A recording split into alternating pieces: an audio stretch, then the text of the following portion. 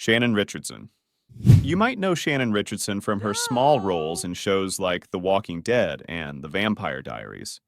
But in 2013, this Texas actress decided to write her own script, and it was a whole lot darker than anything on TV. It involved poison, the President of the United States, and a failed attempt to frame her own husband. Yeah, you heard that right. In May 2013, as her marriage to Army veteran Nathan Richardson was falling apart, Shannon decided to take matters into her own hands. She ordered castor beans online, cooked up a batch of ricin in her kitchen, and mailed 3 poison-laced letters. The recipients? President Barack Obama, New York City Mayor Michael Bloomberg, and the head of Bloomberg's gun control group. Bro, she literally tried to assassinate the president. From her kitchen. The letters were filled with anti-gun control rhetoric, designed to look like they came from a right-wing extremist. And to complete the picture, she called the police and blamed the whole thing on her estranged husband, Nathan. It was a bold move, but a stupid one. Like, what was the plan here, Shannon? The FBI quickly traced the letters back to a post office near her home. She failed a polygraph test, and in a police interview, she finally admitted to mailing the letters, though she still tried to pin the blame on her husband. It didn't work. On June 7, 2013, she was arrested. The whole time she was pregnant with her 6th child. 6th child. In December 2013, she took a plea deal, admitting to manufacturing and possessing a biological weapon. In July 2014, she was sentenced to 18 years in federal prison. As of 2026, she's serving her time at a federal facility in Fort Worth, Texas, with a scheduled release date in 2028. Clifford Etienne. Clifford Etienne's story is a classic tale of a man who fought his way out of a dark past, only to be dragged right back in. Nicknamed the Black Rhino, Etienne was a promising heavyweight boxer who once fought Mike Tyson. But before he was a boxer, he was a convicted felon, serving 10 years for armed robbery. In prison, he discovered boxing, went 30-0, and earned an early release. For a while, it looked like he had turned his life around. A real redemption story, you know? He had a successful pro career, earning the title of Most Exciting Fighter from Ring magazine in 2000. But his career peaked, and by 2005, things were going downhill. On August 11, 2005, in Baton Rouge, Louisiana, Clifford Etienne's life imploded in a cocaine-fueled crime spree. He robbed a check-cashing business at gunpoint, carjacked a vehicle with a mother and her children inside, and then tried to shoot a police officer. All in one night. Bro, what the fuck? It was a spectacular fall from grace. The man who had shared a ring with Mike Tyson was now a desperate criminal, throwing his life away for a drug fix. In June 2006, a jury found him guilty of armed robbery, kidnapping, and attempted murder of a police officer. The judge sentenced him to 160 years in prison without the possibility of parole. A procedural error later reduced the sentence to 105 years, but the without parole part stuck. That's not a sentence. That's a death certificate with extra steps. As of 2026, Clifford Etienne is rotting in a Louisiana state prison. He'll never be a free man again. A man who had a second chance at life, a chance to be a champion, and threw it all away in a single night of drug-addled madness. Quincy Promes. Quincy Promes is a Dutch professional soccer player, a star for Ajax, Sevilla, and Spartak Moscow.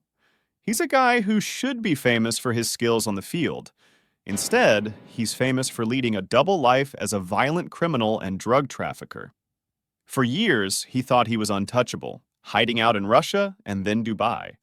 As of 2026, he found out he was wrong. He's now rotting in a Dutch prison cell. Surprise, Quincy! Promes has 2 major convictions. The first came in June 2023 for stabbing his cousin in the knee during a family party in 2020. He stabbed his own cousin at a family party over a necklace. He was sentenced to 18 months in prison. He didn't show up for the trial. He was busy playing soccer in Moscow, thinking he was safe. But the stabbing was just the tip of the iceberg. In February 2024, he was sentenced to another 6 years for trafficking over 1,350 kilograms of cocaine through the port of Antwerp. That's almost 3,000 pounds of coke for my American viewers. The evidence came from encrypted messages where Promes, using the handle Phantasma, was caught coordinating the shipments. Phantasma. This guy really thought he was in a movie. Then came Dubai. In March 2024, Promes was arrested after a traffic incident flagged an Interpol red notice. For months, he sat in a Dubai jail, watching his soccer career crumble. In June 2025, he was finally put on a plane back to the Netherlands. The moment he landed, he was taken directly into custody. Welcome home, bro. As of 2026, Quincy Promes is serving his combined 7.5-year sentence in a Dutch prison. No more gilded cage in Moscow. No more hiding in Dubai. Just a cell and a lot of time to think about how he threw it all away to play gangster. Harvey Weinstein. Harvey Weinstein. The name itself is synonymous with the hashtag #MeToo movement. For decades, he was one of the most powerful producers in Hollywood, a kingmaker who could make or break careers. But behind the scenes, he was a predator, using his power to sexually abuse and harass women with impunity. As of 2026, he is no longer a kingmaker. He is a convicted rapist, rotting in a prison cell. Weinstein's downfall began in 2017, with explosive reports in the New York Times and the New Yorker that detailed decades of allegations against him.